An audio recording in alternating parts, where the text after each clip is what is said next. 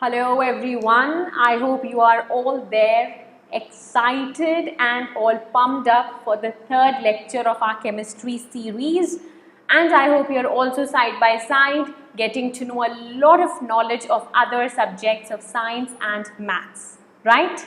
So let me tell you guys, we are all excited, we are all energized to just ensure that you do not have any loss or lack. So what we duly expect from you is a little bit of energy and a little bit of excitement. So I hope that is going to come for sure. And in today's lecture, we are going to start balancing. Okay? So last class में also we did a little bit about balancing. Today we are going to practice some questions. So I beg you to have some notebook with you or just a page of just एक paper ले लिया आप copy का if you are lazy enough like me I am quite lazy so at least एक पन्ना ले लो एक paper ले लो एक पेन और उसमें कुछ हम आज क्वेश्चंस प्रैक्टिस करेंगे तो I just want you be there with me in this class ठीक है it is not going to be one way that I am just teaching and telling you and just throwing things at you also have to catch them back and also type side by side in the live chat to let me know that you are there and you are solving the sums that we have for you, right? So everybody, as you can see, it is actually our lecture number 3. We have successfully completed 2 lectures and now it is your 3rd class. ठीक है? सो इसमें सबसे पहले मैंने आपके लिए कुछ 2 examples लिखी हैं ताकि हमारा कुछ भी मिस नहीं होना चाहिए एनसीईआरटी का. Our notes are based on the NCERT and we are also trying to get a little more extra whichever is relevant and important for the board's point of view. ठीक है, तो यहाँ पर हम देखते हैं कभी कभी कुछ रिएक्शंस में हमें कुछ स्पेशल चीज़ें भी मेंशन करना पड़ती हैं. जैसे अभी हमारी जो समझ है, अभी हमने जितनी चीज़ें प्रैक्टिस करी हैं तो हमें पता है कि रिएक्टेंट्स को सही से लिखना होता है, प्रोडक्ट्स को लिखना होता है, नीचे उनकी स्टेट लिखना होती है कि सॉलिड, लिक्विड, गैस या एक्वस, और इससे ज़्यादा भी नहीं. ठीक है, तो आज हम 2 ऐसे स्पेशल एग्जाम्पल्स की मदद से देखेंगे रिएक्शंस जहाँ पे आपको कुछ एक्स्ट्रा कंडीशंस मेंशन करना पड़ती हैं such as the temperature, the pressure और अगर कोई कैटलिस्ट यूज़ हो रहा है तो. So let's have a look at this. ठीक है, जो फर्स्ट आपके सामने है स्क्रीन पे, carbon monoxide, CO means carbon monoxide, react with hydrogen that is H2 और क्या मिलता है हमें CH3OH. As you can see CH3OH that is methanol. ठीक है, तो आप इसमें सबसे पहले स्टेट उसकी मेंशन करेंगे. बिल्कुल, कार्बन मोनोऑक्साइड एक गैस है तो आपने G लिख दिया. H2 हाइड्रोजन गैस है तो उसके नीचे भी G हमने सिंबल लिख दिया. फिर CH3OH मीथेनॉल, ये लिक्विड होता है. ठीक है, it is a type of alcohol like ethanol, methanol, propanol. So अभी इसके बारे में कुछ जानना नहीं है, बस ये पता होना चाहिए कि क्या बनेगा. ये आपको रचना पड़ेगा, इसका कोई ट्रिक नहीं होती, कोई गोल्डन ट्रिक या कोई मैजिक वॉन्ड. ठीक है, आप जैसे जैसे रिएक्शंस को प्रैक्टिस करते हो lot of time to develop your gut instinct, जहाँ आप एग्जाम में खुद बता सकते हो क्या प्रोडक्ट्स बनेंगे, और कुछ इक्वेशंस थोड़े से टिपिकल होते हैं वो आपको रटना पड़ेंगे. Everyone and anyone, that's the way it is done. ठीक है, सो ये वाला आपको अभी मुश्किल लग रहा होगा. We have just started chemistry, तो अभी आप इसको रट लेंगे कि carbon monoxide gas plus hydrogen जब हम लेते हैं तो CH3OH दैट इज मीथेनॉल बनता है. ठीक है, अब यहाँ पर एरो पे मैंने कुछ लिखा है 340 ATM. What is this? 340 ATM मतलब 340 atmospheric pressure. ATM it is a unit for pressure. ठीक है, जैसे हम बाहर होता है यूनिट, एक ATM एटमॉस्फेरिक प्रेशर होता है, अलग अलग यूनिट्स होते हैं. तो आपको इस रिएक्शन को अंडर हाई प्रेशर करना पड़ेगा. Unless and until you supply pressure of 340 atmospheric pressure ATM, ये रिएक्शन ऐसे ही रूम टेम्परेचर पे आराम से बैठे बैठे नहीं होने वाला. ठीक है, so this was one example जहां हमने प्रेशर डिनोट करा है उसके एरो पर. ठीक है, अब हम दूसरा देख सकते हैं classic, everyone knows this very well, आप बायो में भी पढ़ते हो उसको, फोटोसिंथेसिस. तो देखते हैं फोटोसिंथेसिस का इक्वेशन सबको आता है. कार्बन डाइऑक्साइड होता है और वाटर. ठीक है, प्लांट्स कार्बन डाइऑक्साइड लेते हैं एटमॉस्फेयर से और वाटर मतलब मॉइस्चर लेते हैं. ठीक है, या फिर एक्चुअली वाटर नो मॉइस्ट मतलब CO2 एयर से आता है और जो वाटर होते हैं वो तो उनके रूट से वो अब्जॉर्ब कर रही होती हैं और इन दोनों को मिक्स करके वो हमारे लिए जो फूड बनाते हैं that is your glucose. And अभी हो सकता है कुछ लोगों को याद नहीं हो तो आप मेरे साथ याद कर सकते हैं. What is the formula of glucose? It's very basic. C6, carbon 6, hydrogen 12 और ऑक्सीजन भी 6. तो तीन चीज़ें उसमें CHO, carbon hydrogen oxygen, C6H12O6, that is your glucose. और साथ ही प्लांट्स हमको क्या देते हैं वापस? ऑक्सीजन. तो ऑक्सीजन भी मिलेगा. So they take the two things which are not that great like CO2 और वाटर लेके they give us food that is glucose C6H12O6 plus oxygen gas. ठीक है, which is so important for our survival. Right अब इसकी balancing भी की उन्होंने, हर जगह 6 लगाने, ग्लूकोज के अलावा सबके सामने you have to put a 6. तो 6 CO2 plus 6 H2 gives glucose plus 6 O2. पर यहाँ पर ये हमारा मेन अभी मोटिवेशन, ये मोटिव हमारा नहीं है बैलेंस करना इसको, ये तो आपको पता ही है. Here as you can see we have mentioned something on the arrow. What we have mentioned two things. One is your chlorophyll and the other is sunlight. So unless and until you have both these things, chlorophyll भी होना चाहिए plants में जो green pigment होता है और sunlight भी होना चाहिए. अगर ये दोनों चीज़ें plants को नहीं मिलेंगी तो ये reaction हो ही नहीं सकता. So you need CO2 and water along with chlorophyll and sunlight to form glucose and oxygen gas. ठीक है, so ये another example था कि कभी कभी कुछ special conditions आपको reaction में mention करना होती हैं. अभी इतना काफ़ी है, जैसे जैसे अब आगे वाले चैप्टर्स पढ़ोगे चैप्टर 2, 3, 4 and 5 तो वहाँ कुछ कुछ स्पेशल इक्वेशंस आएंगे और वहीं के वहीं हम उसको याद करते जाएंगे. ठीक है, अभी इतना एक समझ बनाने के लिए काफ़ी था. Now we have some questions for you guys and this is going to be really fun. So I want everyone to be involved here with us in the class. आप जैसे जैसे अपने answers mention करोगे and the more of them will get right, you'll really feel a confidence boost. ठीक है, so आपको क्या करना है, write the balanced equations. यहाँ पर एक statement form में, ठीक है, statement form में question में बता दिया गया है कि ये और ये रिएक्ट करके दिस पर्टिकुलर थिंग देता है. अब आपको उसको प्रॉपर बैलेंस्ड केमिकल इक्वेशन के फॉर्म में कन्वर्ट करना है. So let's try. So first one देखते हैं हमारे स्क्रीन पर, hydrogen and chlorine gas. It gives hydrogen chloride, right? So come on help me with this fast. बताइए मुझे. You can type and I will write. Okay, so hydrogen means what? H2. Hydrogen जो gas होता है वो आप H2 लिख दोगे. Very good. और chlorine gas that is Cl2. Hydrogen हो गया H2, क्लोरीन गैस बीच में plus sign gives hydrogen chloride that means HCl. ठीक है, अब आप मेरे को ये भी बताइए इनका जो स्टेट होता है, राइट? हाइड्रोजन गैस में आप क्या लिखोगे?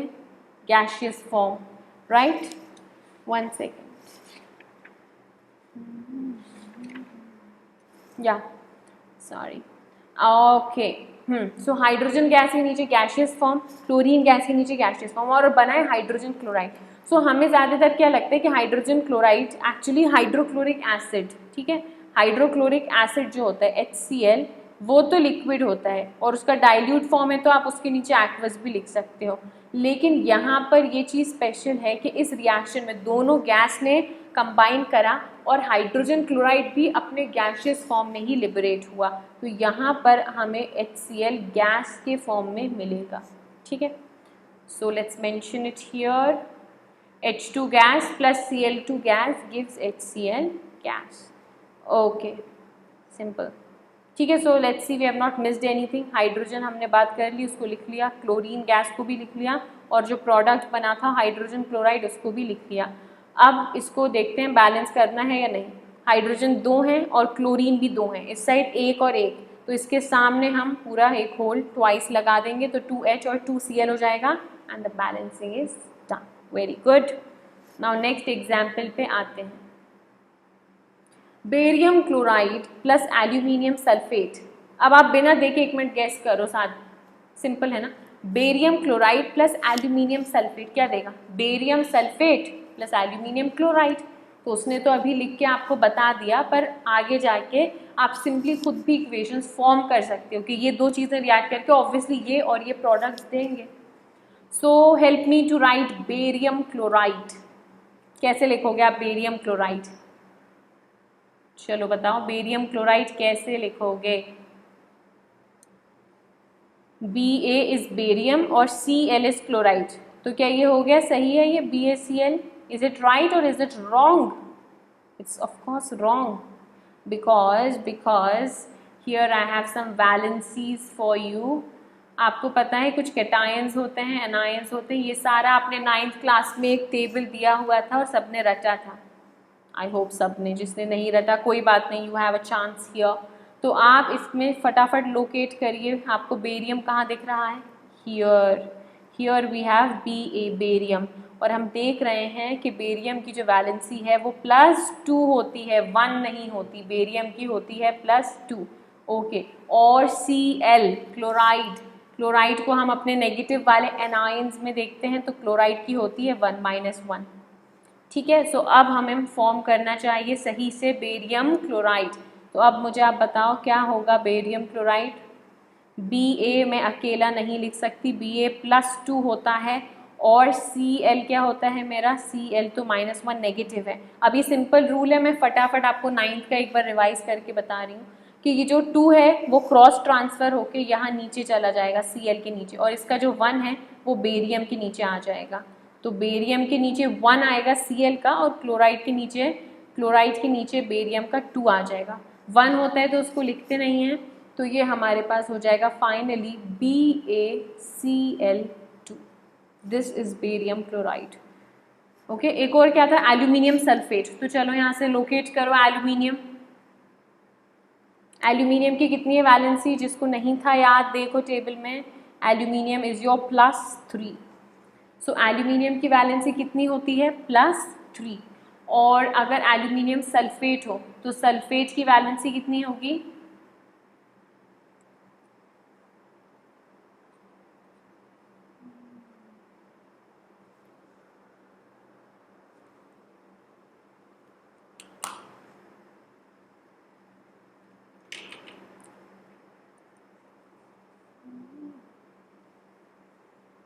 सो as you can see sulphate की वैलेंसी होती है 2। सो एल्यूमिनियम सल्फेट का चलो मुझे पता what will be the formula. Aluminium की वैलेंसी हो गई 3 +3, अभी प्लस माइनस पे इतना मत सोचो। एल्यूमिनियम की 3 हो गई और सल्फेट की 2 हो गई। अब 2 एल्यूमिनियम के नीचे आएगा और एल्यूमिनियम की 3 सल्फेट के बगल में आएगा। So what is the final formula of aluminium sulphate? Al twice, पूरा SO4 सल्फेट के नीचे क्या लिखोगे आप? Whole thrice. ठीक है,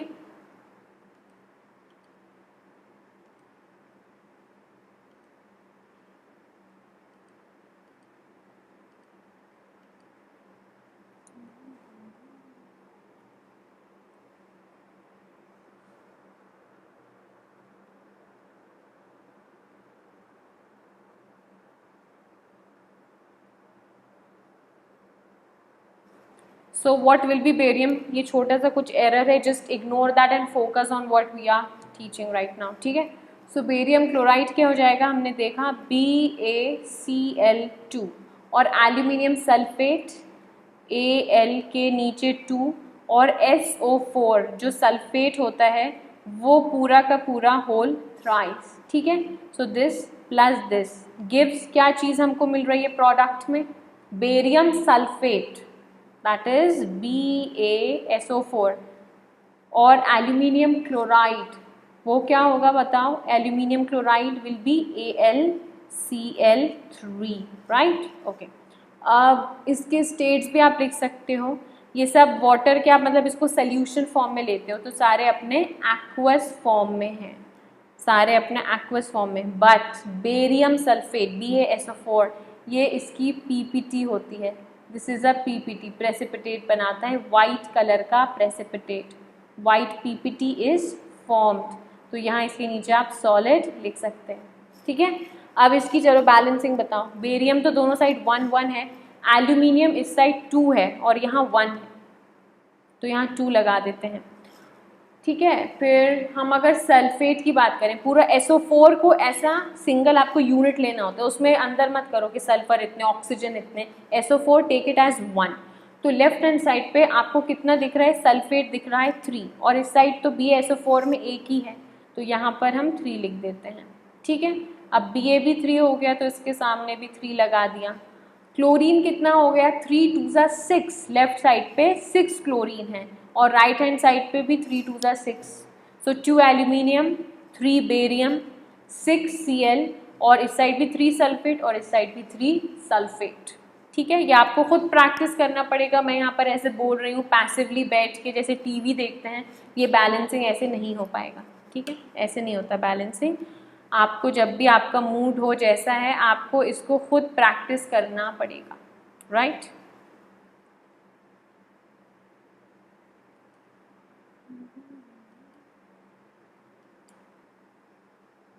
ओके, सो अब हम थर्ड वाले क्वेश्चन पे आते हैं, सोडियम। सो सोडियम को क्या लिखोगे? Na प्लस वाटर, सोडियम हो गया, okay, water means H2O, okay, sodium hydroxide NaOH, Na का भी 1 और OH हाइड्रोक्साइड का भी 1, और हाइड्रोजन गैस फिर से H2।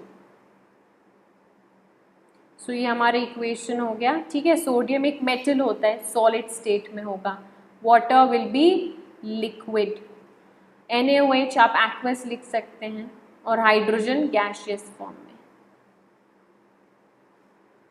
तो इसको बैलेंस, चलो इसको बैलेंस करो।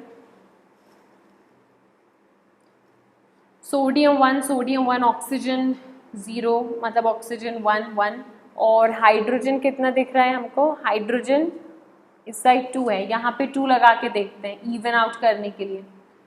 तो यहाँ पर हाइड्रोजन कितना हो जाएगा? 2 2 ज़ा 4, और ऑक्सीजन भी 2 हो गया है, तो यहाँ पे भी 2 लगा दिया हमने। हाइड्रोजन 2 2 ज़ा 4, हाइड्रोजन 2 इधर और 2 इधर, 4।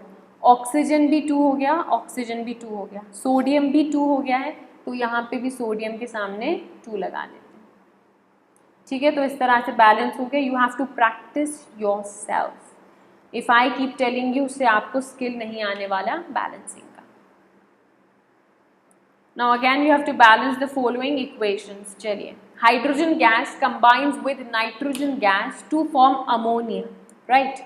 तो चलो बताओ, हाइड्रोजन गैस तो पता ही है H2 plus nitrogen gas that is N2 क्या देता है? Ammonia. What is ammonia? NH3। It is used in fertilisers, it is also a gas. तो तीनों के तीनों ही गैस हैं, hydrogen gas, nitrogen gas and ammonia gas.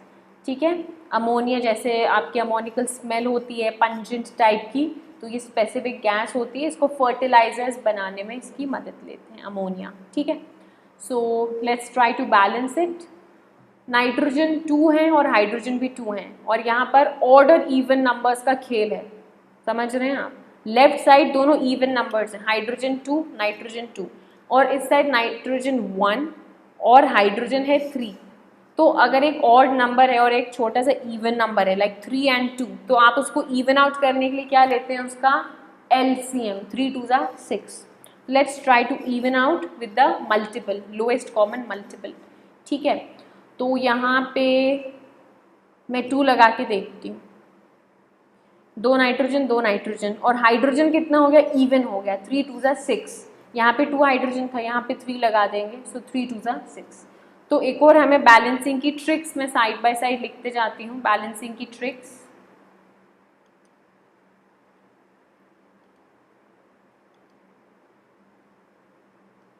So what is the third question? Next हमारा, hydrogen sulphide gas burns in air to give water and sulphur dioxide. तो एक तो हाइड्रोजन सल्फाइड है गैस, बर्न्स इन एयर मतलब oxygen, और देता है बाद में water and sulphur dioxide. So hydrogen sulphide का फॉर्मूला क्या होगा? हाइड्रोजन सल्फाइड, सल्फाइड की 2 होती है वैलेंसी, तो यहाँ पर आ जाएगी, और हाइड्रोजन की 1 ही होती है, सो H2S। Hydrogen sulphide Burns in air, इसका मतलब है रिएक्ट्स विद ऑक्सीजन, और बर्न का मतलब है थोड़ा सा हीट भी प्रोवाइड करना पड़ेगी। तो आप एरो पे या तो हीट लिख सकते हो या सिर्फ डेल्टा लिख सकते हो, delta it is the standard for heating. ठीक है, gives water H2O and sulfur dioxide, it is also a gas, SO2, sulfur dioxide. So this is a gas, this is also here. ठीक है, so let's try to balance the equation. Hydrogen दोनों side पे 2 हैं, oxygen का है left side पे 2 और right side पे वही 3 वाला फंडा हो रहा है, ऑड इवन। सल्फर तो एक और एक ही है, तो ऑक्सीजन को इवन आउट करने की कोशिश करते हैं। Let's write 2 over here. अब हाइड्रोजन भी कितना हो गया, 2 2 ज़ा 4, तो यहाँ पे भी हाइड्रोजन को करते हैं 2 2 ज़ा 4, तो 4 हाइड्रोजन। ऑक्सीजन कितना है हमारा राइट हैंड साइड पे 4 और यहाँ पर तो 2 ही हैं, तो इसको भी 2 लगा देते हैं। 4 ऑक्सीजन और सल्फर कितना है 2 सल्फर, पर इस साइड पे है 1 सल्फर।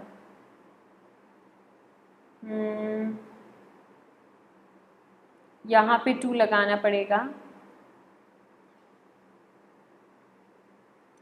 2 सल्फर ऑक्सीजन, अब ज़्यादा हो गया ऑक्सीजन हो गया 2 2 ज़ा 4 एंड 2 6, ऑक्सीजन अब हो गया है 6, तो लेफ्ट हैंड साइड पे जो हमने 2 लिखा था इसको 3 कर देते हैं, तो अब हो जाएगा ऑक्सीजन इधर भी 3 2 ज़ा 6।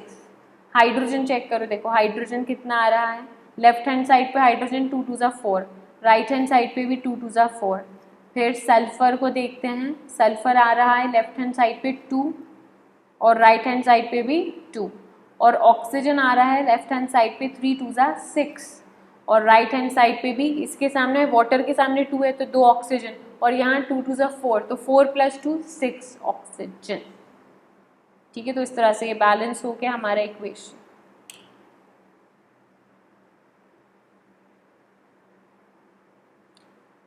Now the last one, potassium metal reacts with water to give potassium hydroxide and hydrogen gas. तो क्या क्या रिएक्ट हो रहा है, पोटेशियम मेटल है वाटर के साथ और बाद में क्या दे रहा है, potassium hydroxide and hydrogen gas. So potassium means के सिंपली पोटेशियम मेटल, और वाटर तो पता ही है H2O। क्या दे रहा है, potassium hydroxide KOH plus H2 hydrogen gas. Gas में आप ऐसा एरो भी लगा सकते हैं ऊपर, ठीक है। पोटेशियम मेटल यानी solid, water means liquid, potassium hydroxide aqueous solution form में बना, और हाइड्रोजन तो गैस, ठीक है। तो इसको बैलेंस करते हैं। पोटेशियम, ठीक है मैं लिखते जाती हूँ, पोटेशियम लेफ्ट हैंड साइड पे 1, राइट हैंड साइड पे भी 1। हाइड्रोजन अभी कितना है लेफ्ट हैंड साइड पे 2 और राइट साइड कितना है, हाइड्रोजन 3 है, वही ऑड इवन, और ऑक्सीजन 1 और 1 दोनों साइड पर। सो लेट्स सी क्या कर सकते हैं अपन। हाइड्रोजन इधर 2 लगा के देखते हैं। अब हाइड्रोजन 2 2 ज़ा 4 हो गया और ऑक्सीजन भी 2 हो गया, तो यहाँ भी लगाना पड़ेगा 2, ठीक है। हाइड्रोजन 2 2 ज़ा 4 और हाइड्रोजन हो गया 2 एंड 2 4, और पोटेशियम इस साइड राइट हैंड साइड पे 2 पोटेशियम है, तो यहाँ पर भी 2 पोटेशियम, तो पोटेशियम हो गया दोनों साइड 2 पोटेशियम। हाइड्रोजन 2 2 ज़ा 4 और राइट हैंड साइड पे भी हाइड्रोजन 2 + 2 4, ऑक्सीजन दोनों साइड पे 2 एंड 2। तो इस तरह से आप बैलेंस करना रहता है, ठीक है।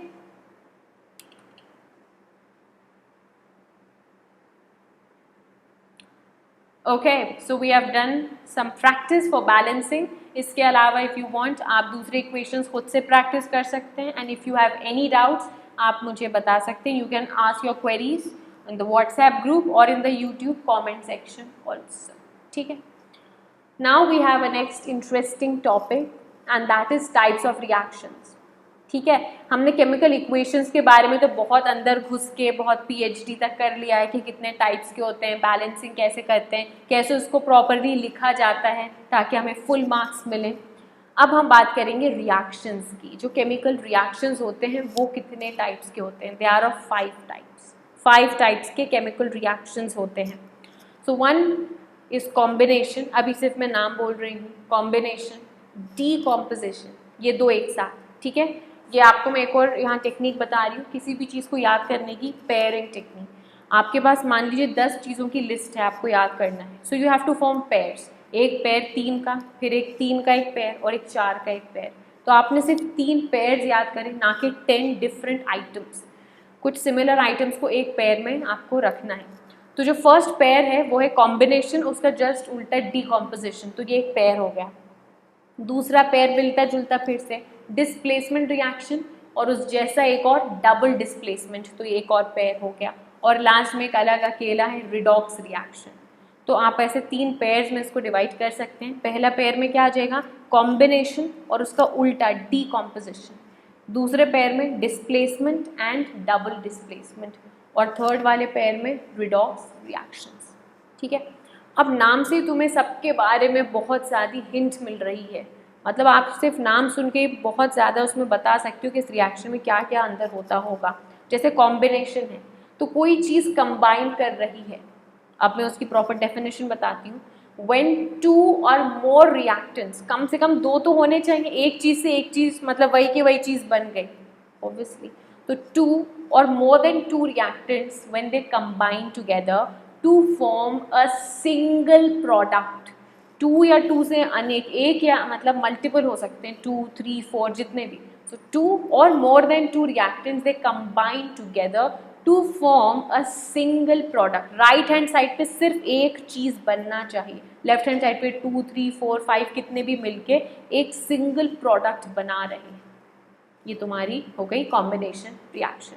इसका जस्ट ऑपोजिट होगा इसका दूसरा वाला, that is decomposition. As you can see decomposition, नाम से ही लग रहा है कोई चीज़ ब्रेक हो रही है। तो one single thing is getting broken down into multiple smaller products.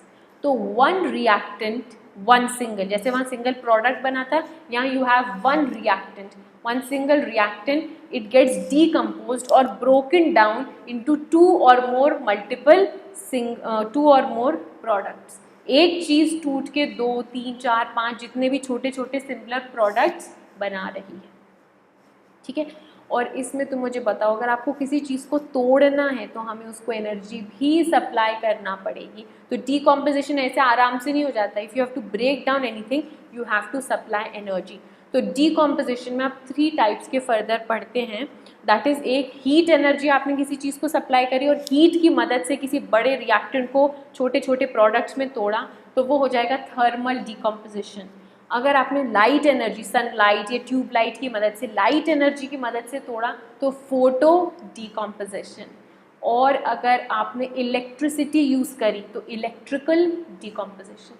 तो जो भी आपने एनर्जी उसको सप्लाई करी चीज़ को तोड़ने के लिए, उस हिसाब से डीकॉम्पोजिशन 3 टाइप्स में होता है, फर्दर डिवाइड, इस पे बाद में आएंगे। अब थर्ड हमारा मतलब दूसरा pair, displacement and double displacement. Displacement में क्या होगा, एक more reactive element lesser reactive element को एक सॉल्ट में से हटाएगा। मतलब 2 लोग एक बेंच पे साथ बैठे थे, 2 फ्रेंड्स, एक न्यू कमर आया क्लास में, वन ऑफ द फ्रेंड्स को हटा के खुद वहाँ बैठ गया। So a more reactive thing is displacing a lesser reactive thing from its salt solution, तो ये डिस्प्लेसमेंट हो जाएगा। डबल डिस्प्लेसमेंट इसी जैसा है, आगे जब आएगा मैं एक्सप्लेन करूँगी, इस जैसे ही होता है। वहाँ पर दोनों एक दूसरे को रिप्लेस करते हैं, लाइक समझ रहे हैं आप, AB plus CD gives AC plus BD, AB plus CD gives AC plus BD। ठीक है, और लास्ट होता है रिडॉक्स रिएक्शन। रिडॉक्स को फर्दर आप अगर तोड़ें, रेड ऑक्स, रेड मतलब रिडक्शन, और ox is short for oxidation. तो ऐसा रिएक्शन जहाँ पर रिडक्शन और ऑक्सीडेशन एक ही साथ हो रहा है, यानी simultaneously a type of reaction in which both reduction as well as oxidation is occurring at the same time or simultaneously is called as a redox reaction।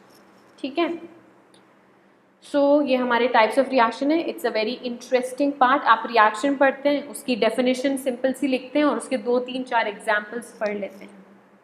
ठीक है, साथ में बीच में NCERT की सपोर्टिंग एक्टिविटीज़ आते जाती हैं और उस तरह से आप उसको रिलेट करके पढ़ते हैं, right. So here we have types of reactions, आपकी स्क्रीन पे लिखा है, और आपको याद करने की भी ट्रिक बता दी गई है, 3 पेयर्स में उसको डिवाइड करें। एक्टिविटी देखते हैं ये वाली quickly for quicklime. Okay, so आपको क्या लेना है, quicklime. Now what is quicklime, any guesses? चलिए बताइए, व्हाट इज क्विक लाइन, या सिर्फ लाइन भी कह सकते हैं, क्विक लाइन या सिर्फ लाइन। ये कैल्शियम कंपाउंड है, बोर्ड पे आपको दिख भी रहा है यहाँ पर, राइट। चलिए थोड़ा सा take off from the main lecture. ये मैंने यहाँ एक साथ लिखा, ये चीज़ बहुत कंफ्यूज करती है स्टूडेंट्स को। कैल्शियम के कुछ कंपाउंड्स हैं, calcium oxide, calcium hydroxide and calcium carbonate. Oxide मतलब CaO, calcium hydroxide CaOH whole twice, और कैल्शियम कार्बोनेट CaCO3। ठीक है, ये तो इसका केमिस्ट्री वाले नाम है, पर इसके कुछ लोकल नाम से भी ये चीज़ें जानी जाती हैं। लाइक कैल्शियम ऑक्साइड के दूसरे क्या क्या नाम हैं, दैट इज़ लाइम या क्विक लाइम, या जो हिंदी में कहा जाता है चूना, वाइट कलर का जो आपका सॉलिड पेस्ट जैसा होता है, ये होता है आपका कैल्शियम ऑक्साइड। ठीक है, अब कैल्शियम हाइड्रोक्साइड के दूसरा नाम क्या है, लाइम वाटर। अगर ये बिल्कुल लिक्विड और क्लियर लिक्विड फॉर्म में होता है तो उसको लाइम वाटर कहते हैं। अगर वही थोड़ा सा सेमी सॉलिड जैसा है, थोड़ा सा सोल्यूशन फॉर्म में, गाढ़ा गाढ़ा, तो उसको स्लेक्ड लाइम कहते हैं। है वो कैल्शियम हाइड्रोक्साइड, चाहे लाइम वाटर लिखा हो या स्लेट लाइम, फिजिकल स्टेट थोड़ी सी अलग है पर चीज़ वही है, कैल्शियम हाइड्रोक्साइड। और थर्ड वाला क्या है, कैल्शियम कार्बोनेट, इसका नाम होता है limestone. Limestone, it's very hard, limestone. और ये लाइमस्टोन कैल्शियम कार्बोनेट से क्या क्या चीज़ें बनती हैं, कहाँ पर ये प्रेजेंट होता है हमारी डे टू डे लाइफ में, मार्बल, या जो चौक होती है हमारी, जो अंडे का जो शेल होता है, एग शेल, और इवन हमारे बोन्स और टीथ में भी कुछ मात्रा में कैल्शियम कार्बोनेट प्रेजेंट होते हैं। बाकी सॉल्ट्स होते हैं बोन्स एंड टीथ में, I can tell you very nicely, apatite form होता है, फ्लोराइड्स के फॉर्म में होते हैं, फॉस्फेट्स के फॉर्म में होते हैं, थोड़ा सा कैल्शियम कार्बोनेट के फॉर्म में भी 2 to 3% रहता है, to provide the strength to the bones and teeth. ठीक है, so this was little take away, that is calcium के कुछ इंपॉर्टेंट कंपाउंड्स और उनको किन नाम से आप जान, क्योंकि ये आपको इक्वेशन में लिख देगा, लाइम रिएक्ट्स विद दिस या लाइम वाटर इज फॉर्म्ड, तो पता होना चाहिए लाइम क्या है, लाइम वाटर क्या है, लाइम स्टोन क्या है। So this is very important. Okay, let's come back to the activity, very short and sweet activity. आपको थोड़ा सा चूना, क्विक लाइम लेना है एक बीकर में, टेस्ट ट्यूब में, ठीक है, किसी में, और उसमें थोड़ा सा वाटर डालना है और थोड़ा सा उसको आपको शेक करना है। तो क्या क्या आपको ऑब्जर्वेशंस मिलेंगे इस एक्टिविटी के बाद। नंबर 1, वाइट कलर का सोल्यूशन बनेगा।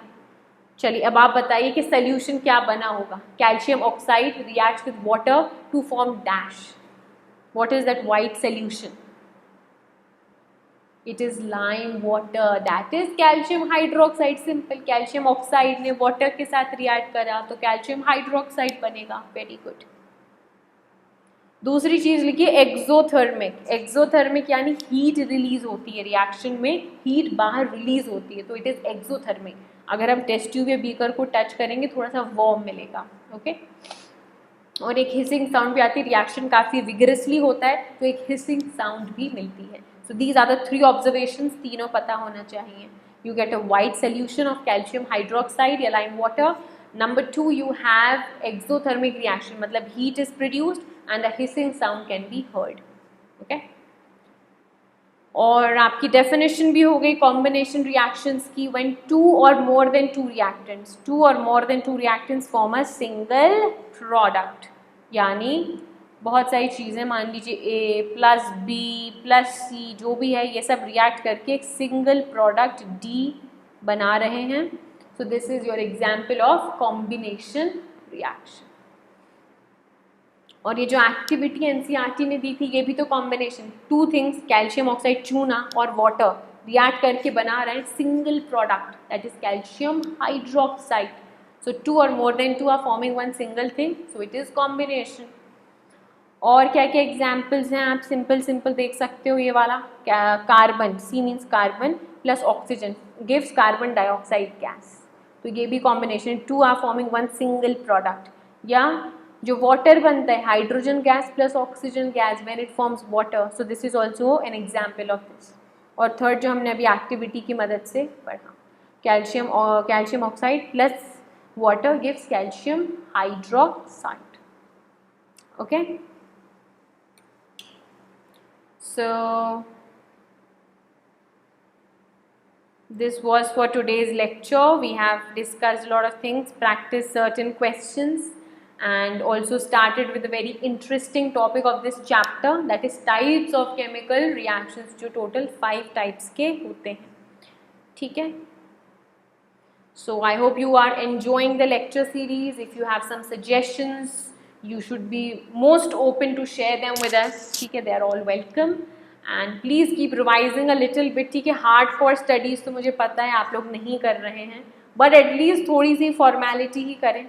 And please do like the video and subscribe to the channel. Share it with your friends, because when you share knowledge, it gets increased, right? Knowledge share करने से बढ़ती है literally, because I too was at some point in life kind of selfish about knowledge, that let's keep it to myself, only I will benefit. But then as grown up I realized that the more you share knowledge, उतना ही फ़ायदा होता है, उतना ही आपको लगता है कि अब ये मैंने knowledge शेयर करी, now I have to get much more so that I am always in surplus and excess as compared to others जिनके साथ मैंने अपनी थोड़ी बहुत पुरानी knowledge शेयर करी. Now I need to get much more so that I am above in the game, right? So sharing knowledge is a smart thing, good thing, and please do the honors, right? And if you have any doubts or queries, they are most welcome. Stay safe and stay blessed. Thank you everyone.